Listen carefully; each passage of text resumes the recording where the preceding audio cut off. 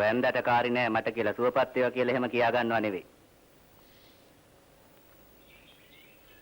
තනින් වැටලා ජීවත් වෙන්න පුළුවන් කාලයක් නෙවෙයි ඊලන්දාරියා මේ. දෙපයින් හිටගෙන කියමු ආකාරණේ මොකද්ද කියලා.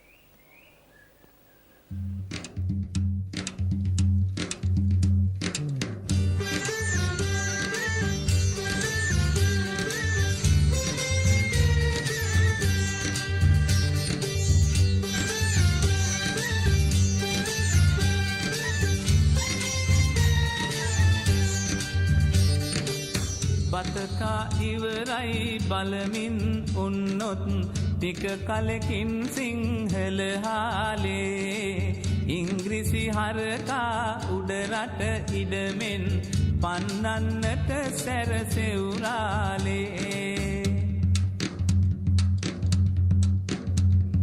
ගමේ ගෙදරකට සෙනෙහ පපා සිටි බලුකුක්කට මොන බදුද අනේ තනේ තිබෙන කිරි ටිකටත් බන්දක් ගෙවන්ඩ වේවිද නුදුරු දිනේ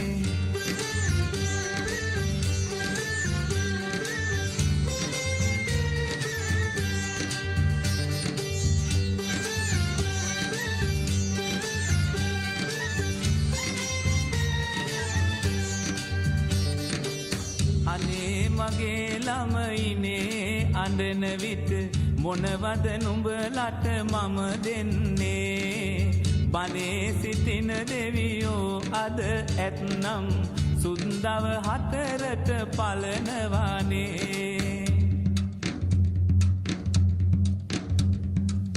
ඇල මහේ සිට නිදහස ඉල්ලන පිපිවැනි ගිය මල් පිපුණා කඩුවක කොපුවක ඉන්නට කල් නැත කන්දේ යුදගිනි දැල් නැගුණා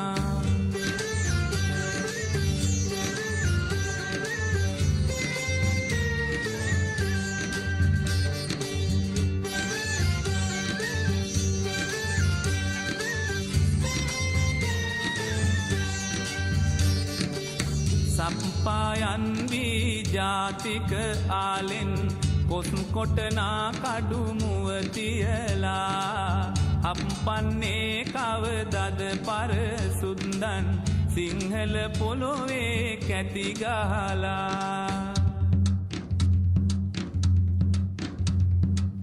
කන්දෙ ගෙදර දුප්පත් නෑදෑයින් පෙරමුණකට රැස්වන සද්දේ කකුළු ලෙසට සුද්දන් කෙලියාවේ ටිකකට උතුරන තුරු හොද්දේ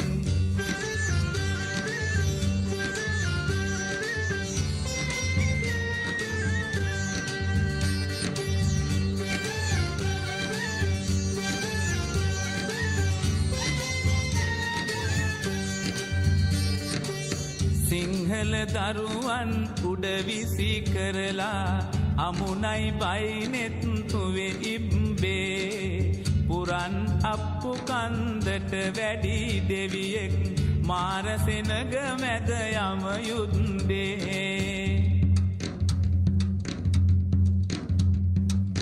කෙහෙල් කුරුල්ලන් වාගේ රුපුහිස් අට ඉස්බෙක් විසිබී වැටුණා රණබිම මරණය මියුරුය කියලා පුරන් අප්පු සටනට වැදුනා